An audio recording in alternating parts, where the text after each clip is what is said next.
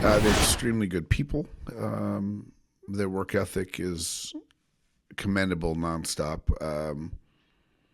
I like the fact that they're crazy close, and that matters. I think especially when you get in the trench and you get into the bullets are flying. These are hard games, so their stick to itiveness and complementary play of one another.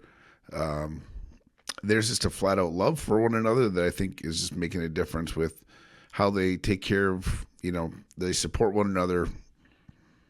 The game is the game. The people are exceptional.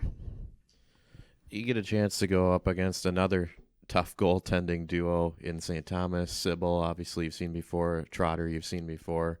Similar to last week against Bemidji State, but what are the things that the team has to do in order to be patient enough to wait for that goal sometimes? Yeah, I mean, sometimes you stick to a plan, and the team that stays on the plan the longest oftentimes wins. So when you've got good goalies, can you not go off script and try to go do something because you're rattled or frustrated that you've been taken off the scoreboard? But the whole piece of traffic is going to be a big piece. Anything you can get after seconds and rebounds will be key. Not that they give up many, but they're when they are, you've got to be on top of them. And then I think you've just got to be a predictable group to each other and give ourselves the best chance to create after puck recoveries and make sure we stay on the offense, because I think there's a side of the game where the puck is very dominant that you got to work hard to make sure you get the puck back. We're starting to talk about it every week, but Tracy's been a rock back there for you. If you're a player on the team playing in front of Tracy, how much confidence does it give you to know that, hey, if we give up a chance to the outside and he sees it, he's probably going to stop it? Yeah, I mean, it's a position you don't want to take for granted. We keep working at it daily. Hat off to Trace that he doesn't take a moment off. We have to force him to get off the ice and make sure he's not overdoing it.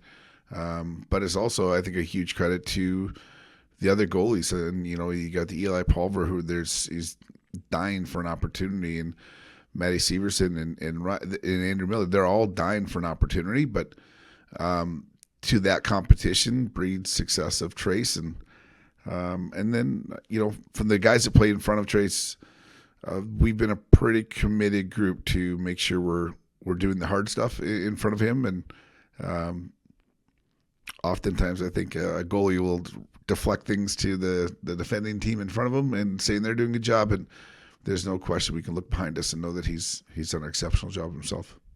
Open it up to questions here. Kevin Dudley. Hey Luke, St. Thomas is a team. Obviously, they got a lot of love in the preseason polls. You've got to watch some film against them, I'm sure, playing some really good teams so far this year. What are some strengths that they have that stand out to you?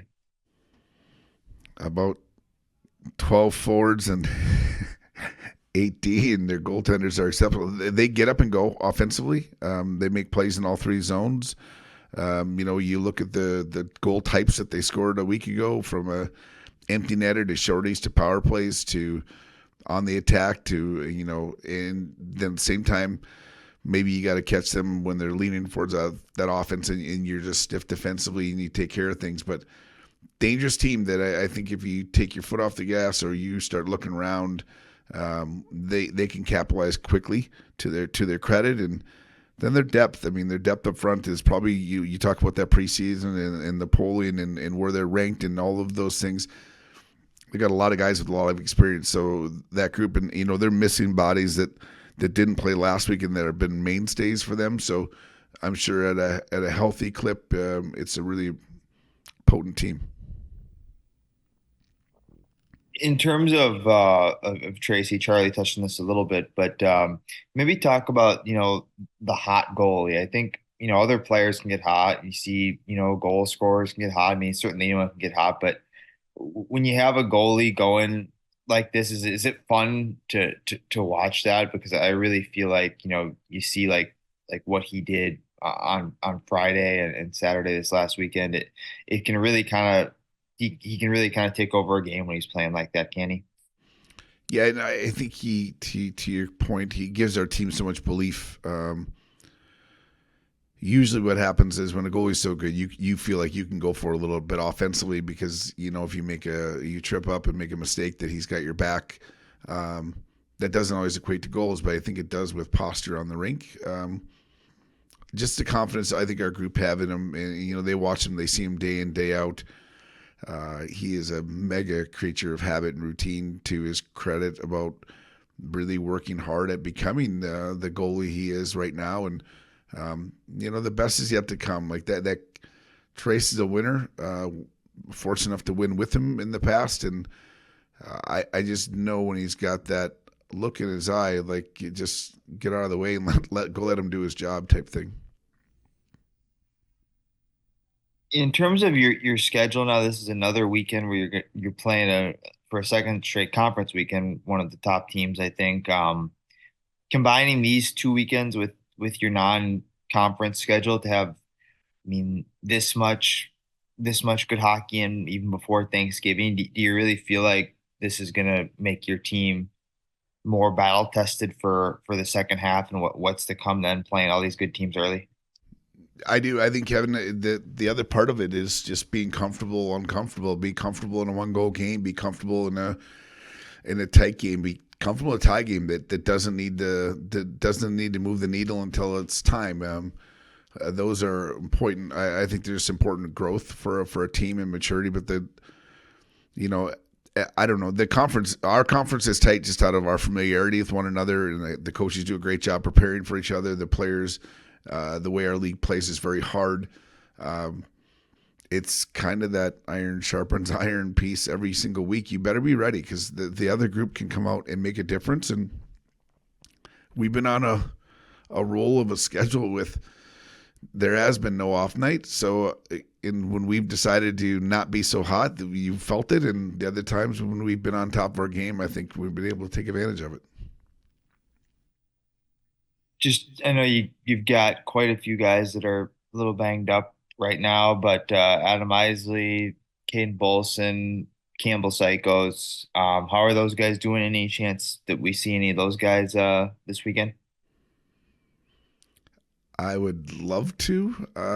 They're in orange now, so if we can get them out of that color by week's end, it'd be great. I don't know if you see. I don't know if you see Isley back yet. He's got to go through a bunch of protocol on that side of things. Bolts is inching back. It's just they got to get some clearance. Finn Williams is still probably a good week away yet.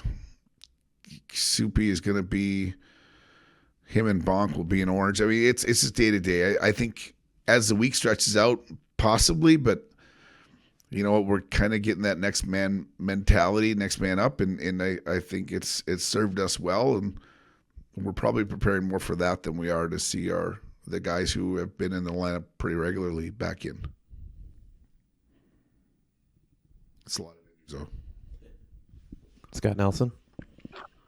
Look, I thought special teams played well on Saturday night. You got killed off that 5 minute, and then you also got that 4-on-3 goal. Talk about special teams play this weekend. Yeah, I mean, this past weekend, I thought, Bemidji's got a striking ability. I think they're around the net.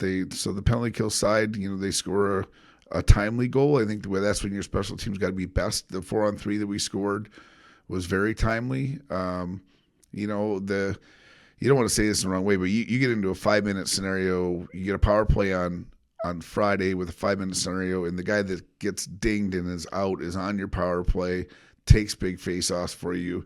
That changes your makeup a little bit in game, maybe a little better prepared for it the next day. But and then this weekend we got to be on our toes. I mean, I'm a reverse chance guy, and St. Thomas got quite a few shorthanded opportunities and chances this past weekend, let alone their power play. So I think both sides of the puck special team will be crucial. And, we're talking 1-goal games. Special teams usually is a kind of that swaying vote for ourselves. You're a team that has some talent on the back end, particularly young talent. Are you the kind of coach that likes defensemen jumping up into the play? What's the gauge on that?